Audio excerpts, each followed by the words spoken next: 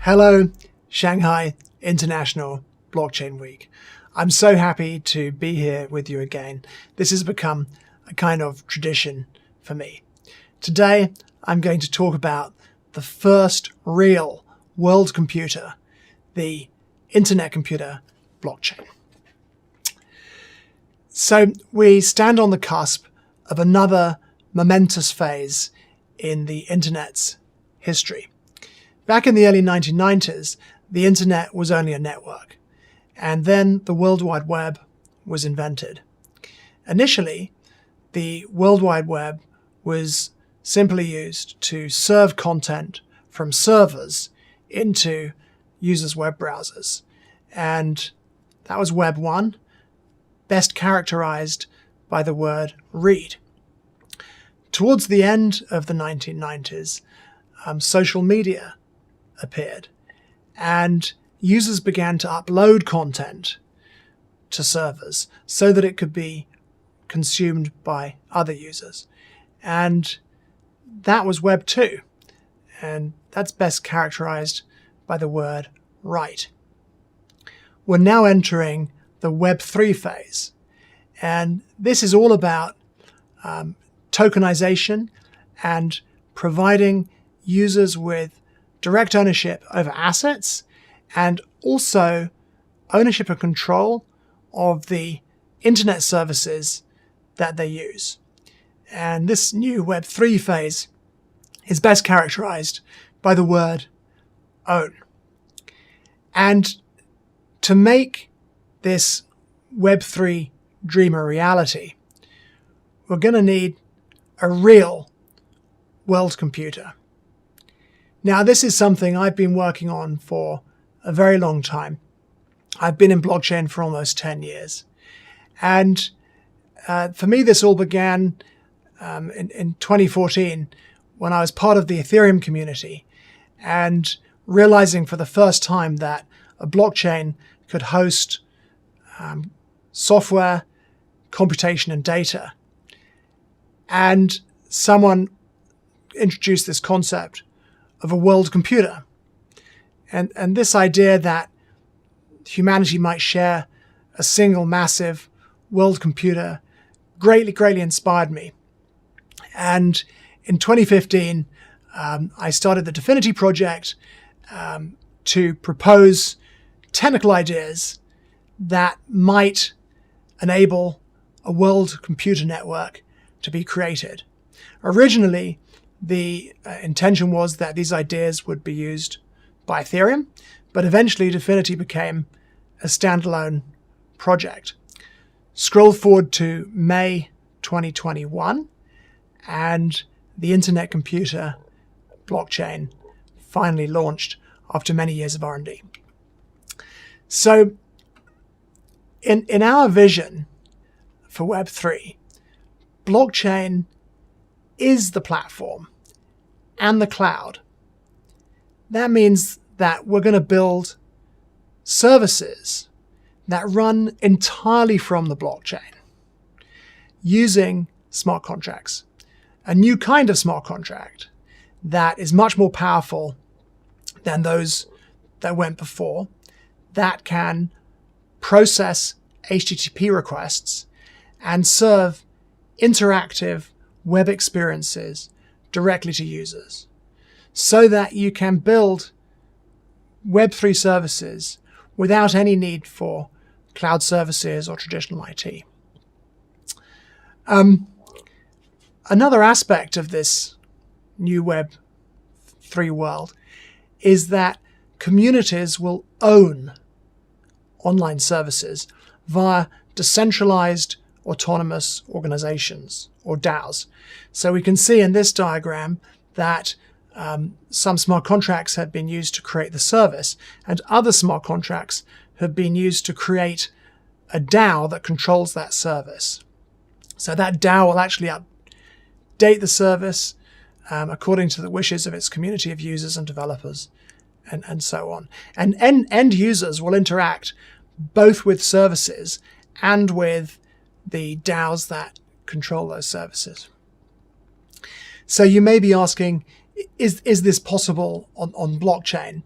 And I'm very proud and pleased to tell you that yes, it is, using moon math and super advanced cryptography.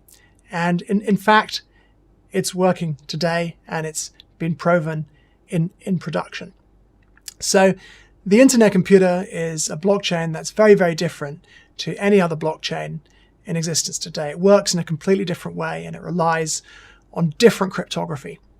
The internet computer actually runs on special devices called node machines, in much the same way that the internet runs on routing devices.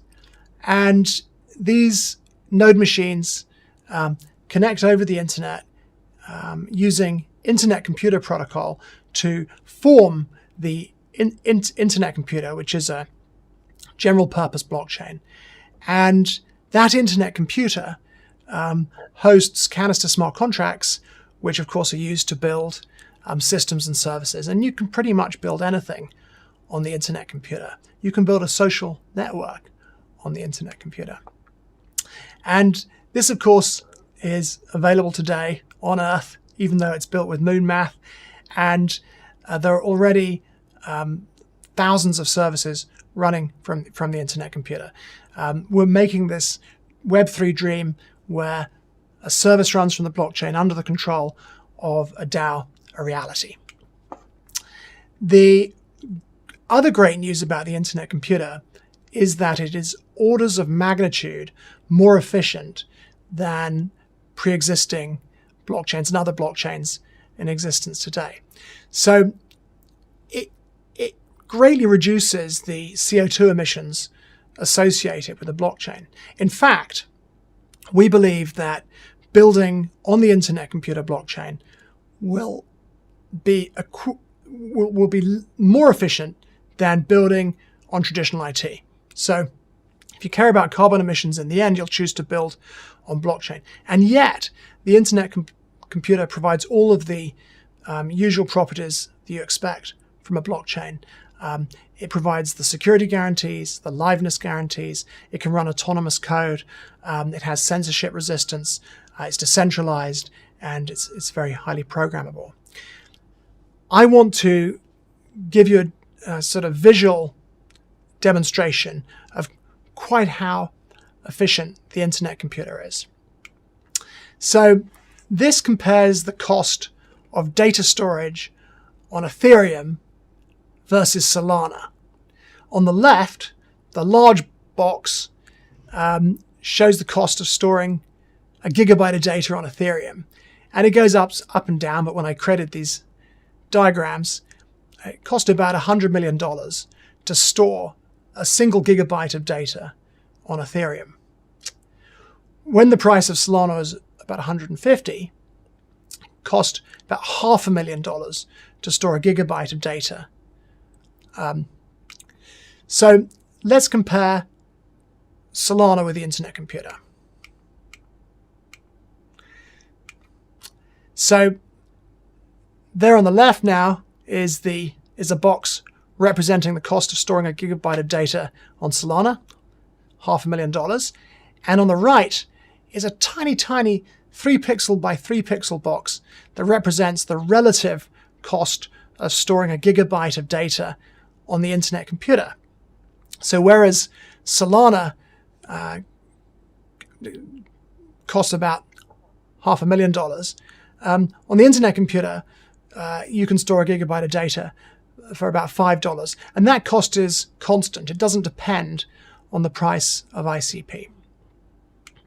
So let's put that in practical terms. How much would it cost to store one phone photo on the blockchain for 1 year? On the Internet Computer, you can store a phone photo for about 1.6 cents a year. On Solana, it'll cost about $1,500 a year. And in this example, a phone photo is about 3.3 megabytes. So clearly it's far too expensive to store a phone photo on Solana. And it's important to remember it's not just files that we need to store on the blockchain, it's also structured data. So if you wanted to create a social network on the blockchain, you'd have to store all kinds of structured data for each user to enable the news feeds to be created. Now, I invite everybody listening to go to the Internet Computer's dashboard. It's at dashboard.internetcomputer.org and check out some of the incredible stats. So, for example, on the 9th of September, when I looked, the Internet Computer was processing about 5,000 transactions a second. Some of those were update transactions, some of them were pre-finalized query transactions. That gives a total of about 450 million transactions a day. So the Internet Computer is processing almost 500 million transactions a day currently. But sometimes what you hear in the crypto press doesn't reflect that reality. So, for example, the Solana founder recently said Solana processes more than 30 million transactions per day, and this is more than all other chains combined. Well, obviously that's not true, because 30 million transactions a day is far less than 500 million transactions a day. And the Solana founder used that as an excuse for the Solana blockchain suffering various network failures. I'd love to remind everyone of the important statistic that the Internet Computer has never suffered a network failure. Now, today, some claim that Web3 and the cloud are compatible. So today, when you use a Web3 service, usually it's running on Amazon Web Services, which stores 99% plus of the data and performs 99% plus of the computation involved. And the blockchains are only used to store a few tokens like NFTs. And it's an important question to ask. Is this the future of Web3? Is this a good architecture? So here's a diagram showing today's 99% on-chain architecture for dApps and services. And we can see that they involve a wallet that comes from the Chrome Web Store, like MetaMask. We can see that they involve web servers and databases on the cloud, and oftentimes blockchain nodes that are themselves running on the cloud. Now, we say this is very bad. Google could ban the blockchain wallet. That's actually happened to MetaMask a couple of times in the past, preventing people accessing Ethereum dApps. A malicious insider at Google could change the code and steal everybody's tokens. Obviously, if your Web3 service is running on the cloud, it might get hacked. And that kind of thing's happened many times before, with the result of the loss of user tokens. And of course, it could go down if Amazon Web Services suffers an outage. Even running blockchain nodes on the cloud is a bad idea, because if you have something like MetaMask interacting with Ethereum nodes being run on Amazon Web Services by Infura, say, well, if Amazon Web Services suffers an outage, so will MetaMask, and that's happened in the past too. But perhaps the biggest problem of all with running in the cloud is that a DAO runs on the blockchain. A DAO is created by smart contracts. And smart contracts running on the blockchain cannot control and configure software that's running in the cloud. So it's impossible to give a community ownership and control over an online service if it's running on Amazon Web Services. The people that control that service are the developers who put their credit card into Amazon Web Services and who have the rights over that account. There's another problem with that, which is that those developers who control the cloud account used to provide Web3 services often become legally liable for the service and can be accused of being money transmitters, issuing illegal securities, and so on. So a real world computer solves these problems. And now, thanks to the Internet Computer, you can build out the real Web3 internet. Now, one of the really fantastic things about Internet Computer or ICP smart contracts is that they can create transactions on other blockchains without a bridge. And this is thanks to the moon math chain key cryptography that powers the Internet Computer. That means you can use the Internet Computer as a cross-chain Web3 orchestration layer, and you can host data and compute on the Internet Computer blockchain and take it off the cloud. You can host and serve your dApps user experience on the Internet Computer. ICP smart contracts can actually directly process Bitcoin on the Bitcoin ledger. There are no bridges involved. And that means you can create native Bitcoin DeFi, which is very, very exciting because of the sheer amount of liquidity on the Bitcoin network. So using the Internet Computer, you can get rid of the cloud and traditional IT from your existing Web3 architecture. Internet Computer smart contracts are called canisters, and they're actually software actors. And this means that they can run in parallel, and your dApps can scale, the blockchain itself can scale. They can do all kinds of interesting things like process HTTP requests. And internally, an Internet Computer smart contract is a bundle of persistent memory pages and WebAssembly bytecode that runs in those memory pages. And you can create this WebAssembly bytecode by compiling a large range of languages. The two most popular languages on the Internet Computer today are Motoko and Rust. For the technical among you, I recommend you take a look at the Motoko language. It was created by a team led by Andreas Rosberg, who was one of the co-creators of WebAssembly itself. And because of that, Motoko is designed to take great advantage of WebAssembly, as well as all of the native features of the Internet Computer. Now, the Internet Computer introduces something called reverse gas. And this is something that everybody should know about. On every other blockchain in the world, the user pays for every single computation. And that's why you need these plug-in wallets like MetaMask. Every time you want to interact with the blockchain, you have to pay a fee. On the Internet Computer, smart contracts work within something called the reverse gas model. That means the smart contracts pay for their own computation, not the users.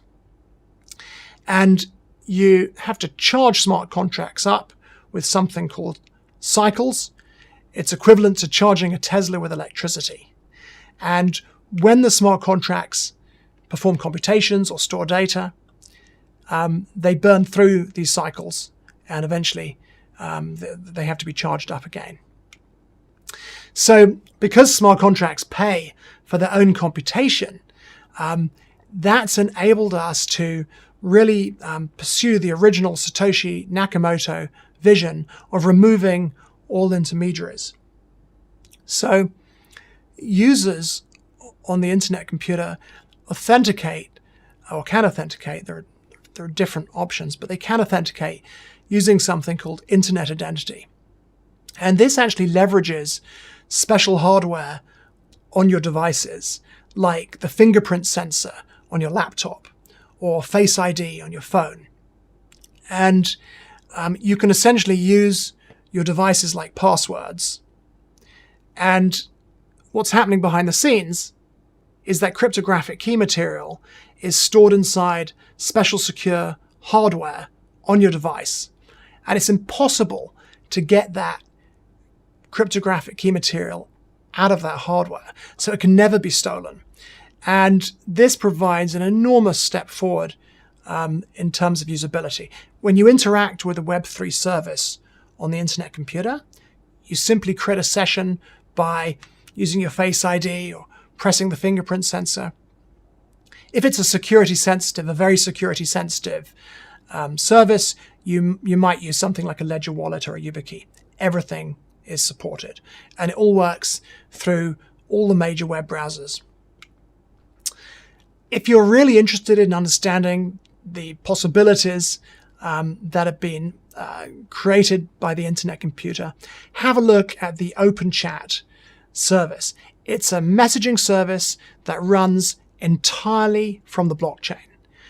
Smart contracts are processing chat messages and media messages, such as images and video. And all of those messages are stored on the blockchain, the internet computer blockchain itself. And very soon, this service is going to assign control to a community DAO, run a decentralization sale where the proceeds are kept by the DAO. And this is really an example of a social fi service, because chat accounts are also crypto wallets, and you can send crypto with chat messages. You might be asking, how on earth was all this made possible? The answer is through an absolutely huge amount of R&D. The Dfinity Foundation has built one of the biggest R&D operations in blockchain, probably the biggest, frankly. We employ tens of cryptographers, for example, and we've developed capabilities that have allowed us to really push the boundaries of what's possible. And I invite you all to go to the Dfinity Foundation website and have a look at some of the amazing people working as part of the Dfinity team. These are the trends coming up: DeFi, SocialFi, GameFi, and the metaverse. We're seeing all of them on the internet computer. And frankly, we believe none of these things can ever reach their full potential without a real-world computer. If you're a developer or an entrepreneur, consider joining the thousands already building on the internet computer. Everybody building on the internet computer is really part of a movement to realize the Web3 dream. And this is going to transform today's internet ecosystem and put users in control and make them part owners of these services, as well as part of the teams that run them. It's an incredibly important movement. Here are some of the projects being built on the internet computer that aim to provide Web3 alternatives to Web 2 services. Something else which is important is that the internet computer is designed as a complete replacement for traditional IT.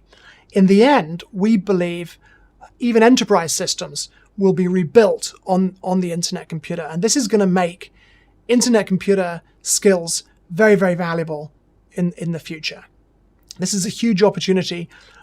Gartner says in 2022, the world will spend $5 trillion on traditional IT. The world will spend $500 billion on cloud computing. And the world will spend $172 billion on security. And when you think that when you build on the internet computer, you don't need firewalls to protect the system, that gives you a sense of just how disruptive this network could prove in the coming years.